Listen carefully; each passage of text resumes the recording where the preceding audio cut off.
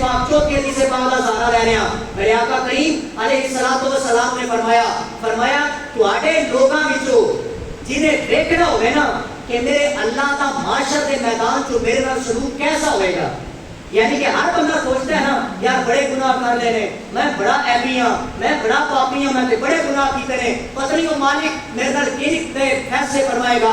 فرمایا جیڑا بندہ یہ سوچ رکھتا ہے نا کہ مالک میرے نال کیسا فیصلہ فرمائے گا, فرمایا پھر وہ لوگاں نال ویکھ لے یہ تے چنگا فیصلہ کر رہے ہیں, انصاف کر رہے ہیں, اچھا سلوک کر رہے ہیں, اچھے رویے نال انہاں نوں پیش آ رہے ہیں, تے معاشر کے میدان جو میرا مالک ہی تیرے اچھے رویے نال پیش آئے گا, تیرے رستے بھی سیدھے کرے گا. فرمایا کہ اگر تو برے رویے نال برے اخلاق نال لوگوں کو پیش آنا ہے تے رب کائنات تیرے دل کو بھی پھیر دے گا, تیرے دل تے موہر لگا دے گا. یاد رکھنا مسلمانوں, کسی غریب نو یا کسی پیاسے نو پانی پلا دینا, کسی بھوکے نو کھانا کھلا دینا, آقا کریم علیہ الصلوۃ والسلام نے فرمایا اے سماجی خدمت ہے.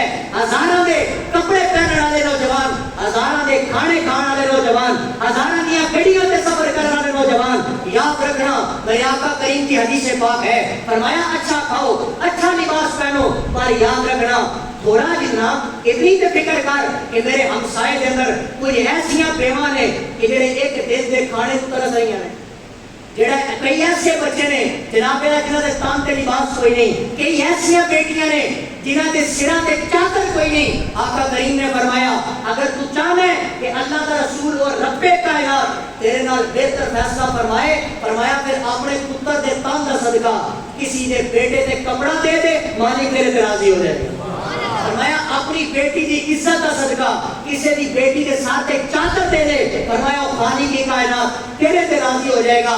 یاد رکھنا جس نبی دے اسی منن والے ہاں, جس مصطفیٰ کریم دے تساں تے میں کلمہ پڑھن والے ہاں, انہاں یہ کدی نہیں سنے کیا کہ کوئی یہودی میرے کو منگن آ رہا ہے, کوئی عیسائی میرے کو منگن آ رہا ہے. وہ تے ایسے رحمت بازو کھول کے استقبال کرتے سن. آقا کریم کی کئی سیرتیاں مثالاں نے کہ کوئی بھی آیا ہے, اگر یہودی آیا ہے انہوں نے میرے نبی نے خیراتاں تقسیم کی ہیں.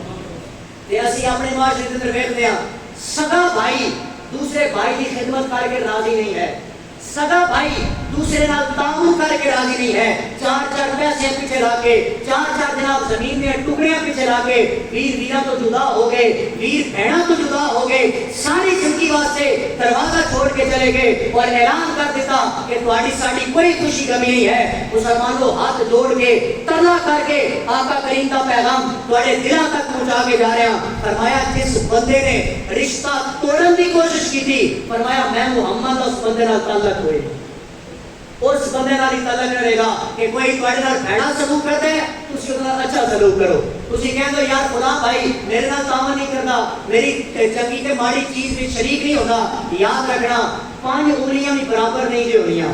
یعنی اگر 3 یا 4 بھائی نے, 2 اچھا کما رہے ہیں, 2 بیچارے غریب نے کام نہیں کر سکتے, یا ایسا کاروبار ہے کہ انہاں کو اتنے وسائل نہیں ہیں, فرمایا اے نہیں سوچنا کہ میں یہ بچے کو 1000 دیتا سی تے 200 کیوں دے گیا.